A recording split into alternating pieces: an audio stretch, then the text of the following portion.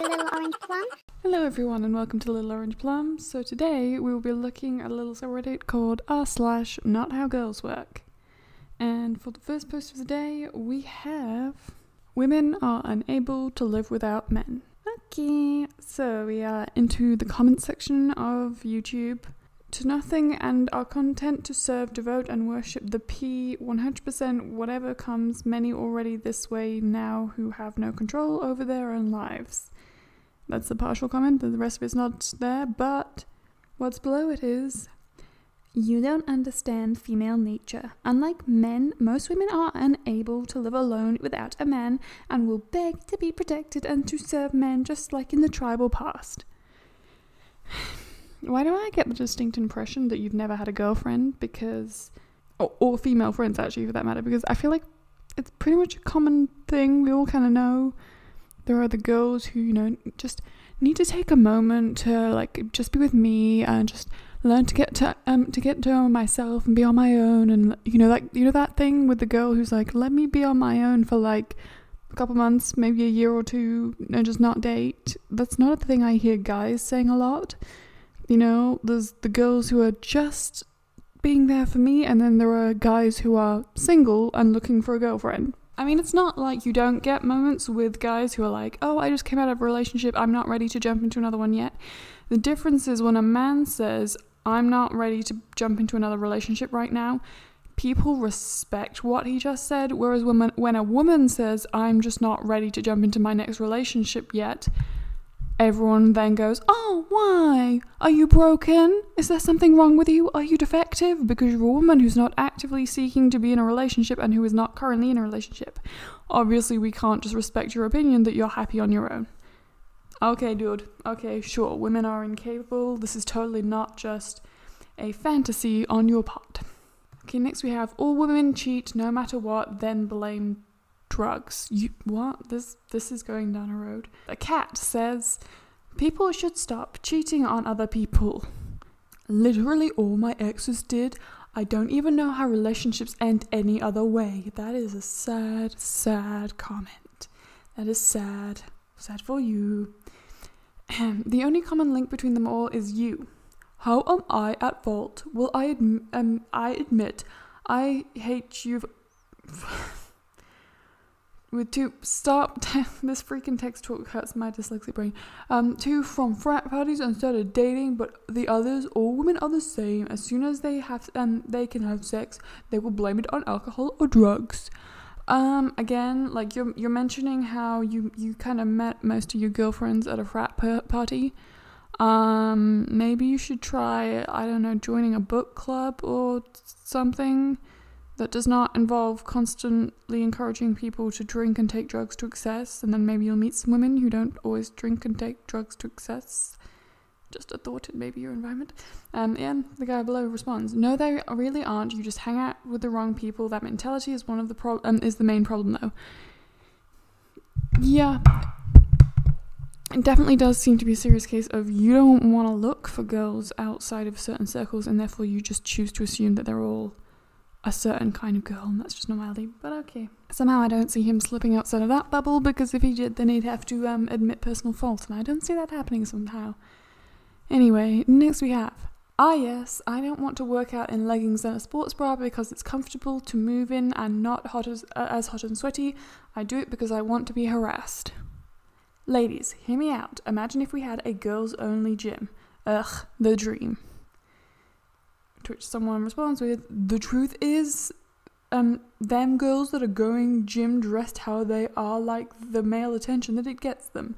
That's why girl-only gyms exist. They aren't popular at all, simply because there isn't demand. They won't admit it, but believe me, they like the male attention.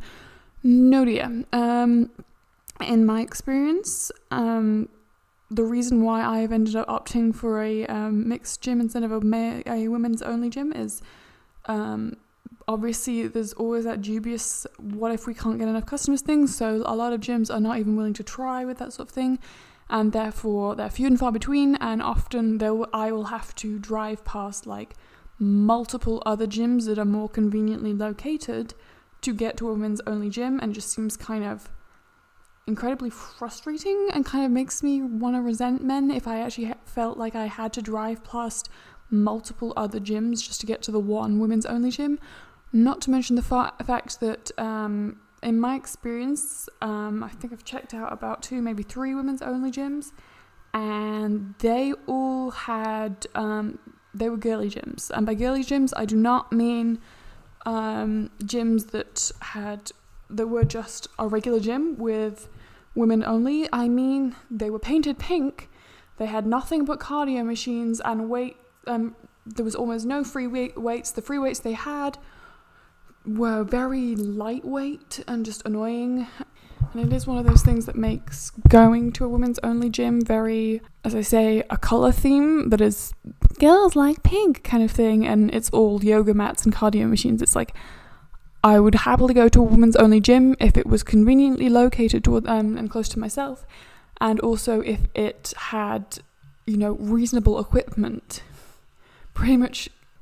But yeah, sure, women don't have enough women's only gyms because there's no demand for it. Not because some guy sets up one women's only, and I'm assuming there's got to be a lot of men in management who set up a gym in an inconvenient location, charged ridiculously high premium rates compared with other gyms for a gym that is under-equipped, understaffed, and pink.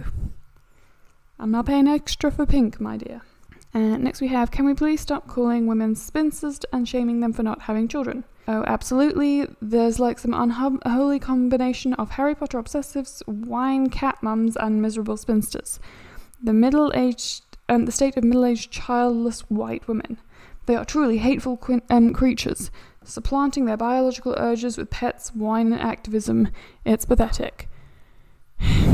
Or to put it another way, here is a group of women who are completely satisfied and fulfilled in a life that does not involve men, and therefore you automatically have to act like there is something inherently insidious and wrong with a situation in which a woman can be happy and satisfied without your presence. Okay. Oh, holy crap. So we've got one more. We saw an old classmate's post on Facebook. It's kind of long.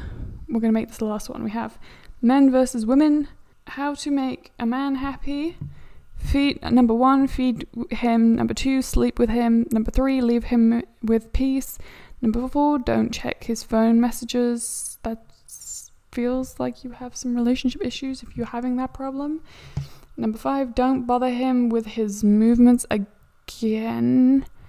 I feel like you maybe need to make better life choices. You're either a guy who's very shifty and suspicious and who is causing your girlfriend to constantly be suspicious of you, a guy who repeatedly dates women who are maybe a little bit crazy, possibly abusive, and you don't see it as a problem because you don't respect women enough to recognize that that's not normal.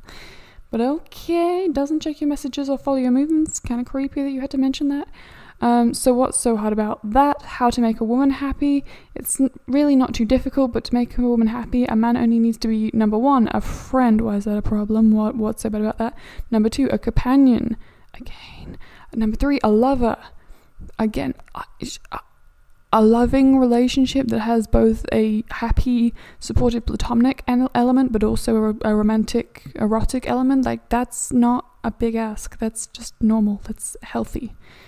I feel like it's a lot healthier that she's setting the bar of be a friend but also be a lover, but you're setting the bar at don't be creepy, stalkery, abusive. Like, dude, that's worrying. Anyway, below that we have number 4, a brother. I don't think women want you to be both a lover and a brother. I'm concerned. Number 5, a father. Again, especially because the one below that is a master. I think we have figured out why you have a problem with finding all of these women who are a little bit creepy. I mean, if you're getting the impression that girls want you to be their brother, their father, and their lover at the same time, that's the problem, honey. That's the problem. Okay, below that we have a chef, an electrician, a plumber, a mechanic, a carpenter, a decorator. Again, these, in my experience, are more skills that men like to show off. It's one of those things where if I were able to do something in those particular areas and I attempted to do that in the presence of a man who wanted me to like him, he would probably push me out of the way, demand that he knows better, and show me how it's done in the most mansplainy way possible. There's not a single one of those that is an actual necessary skill to have in order to be a good boyfriend. Those are all skills that men like to show off as having. It's because of your ego, not because women need you to have those. And below that we have a stylist. Nope. No woman wants you to tell her how to dress, trust me. 13 number 14, a sexologist. No. 15, gynecologist. Again. No. Visits to the gynecologist are not recreational. We don't want our lovers to be gynecologists. We really don't. Number 16, a psychologist. Again.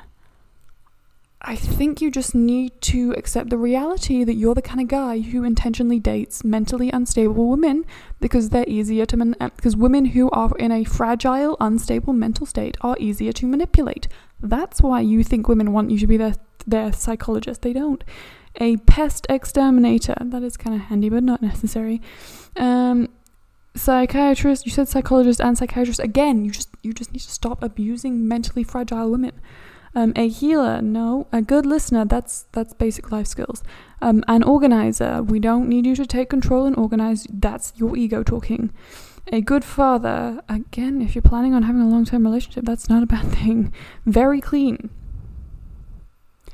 That's basic hygiene. It's more for your benefit than ours, although it is nice when you're clean. Sympathetic, again.